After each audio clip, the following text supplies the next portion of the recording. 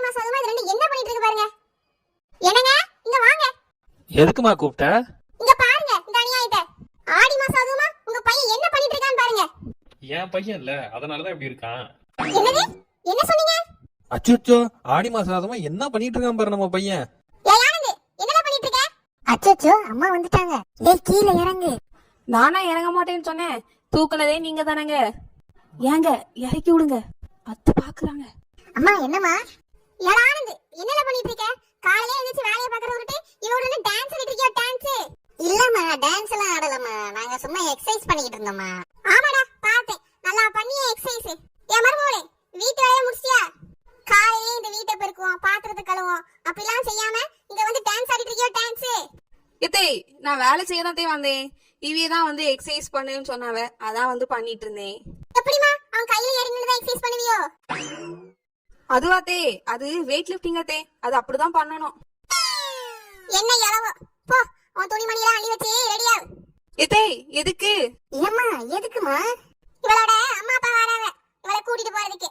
கூட்டிட்டு போறதுக்கா? என்கிட்ட எதுவுமே சொல்லவே இல்லையே. எதுக்கு கூட்டிட்டு போறாங்க? அப்ப நானும் துணி எடுத்து வைக்கவாமா?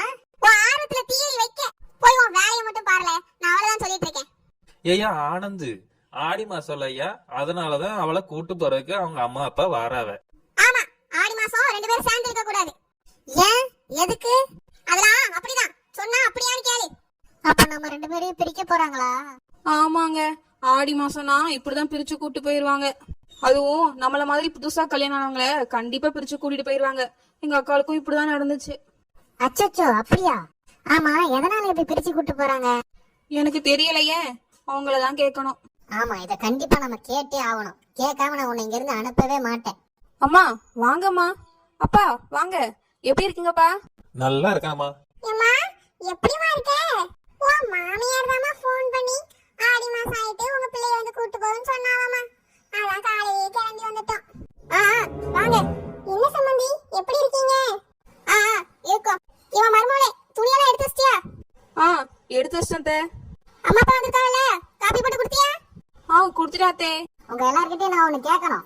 எதுக்காக ஆடி மாசம் ஆனா கல்யாணம் ஆனவங்களை பிரிச்சு வைக்கிறீங்க? அப்படிதான் வைப்போம். அதெல்லாம் ஏன் கேட்டுட்டு இருக்கா?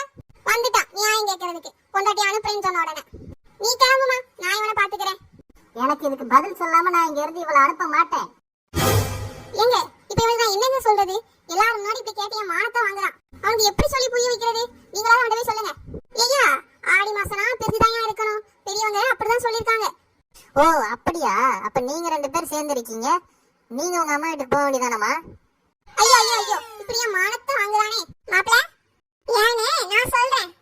ஆடி மாசம் ரெண்டு பேரும் சேர்ந்து இருந்தீங்கன்னா மே மாசம் அக்னி நட்சத்திரம் வெயிலோட குழந்தை பிறந்துப்பா. அது குழந்தைக்கு ஒத்துக்காது, இவளுக்கும் ஒத்துக்காது. அதனாலதான் பெரியவங்க புதுசா கல்யாணங்களை பிரிச்சு வைக்கிறாங்க. ஓ இதுதானா விஷயம்? அப்ப எங்க தலை அஜித் குமார் எவ்வளவு பெரிய ஸ்டாரா இருக்காரு, அவரே மே மாசம் தான் பிறந்திருக்காரு. என் குழந்தைய பெரிய ஸ்டாரா வருவான். இவளை எங்கேயும் அனுப்ப மாட்டேன், நீ வாமா உள்ள போவோம்.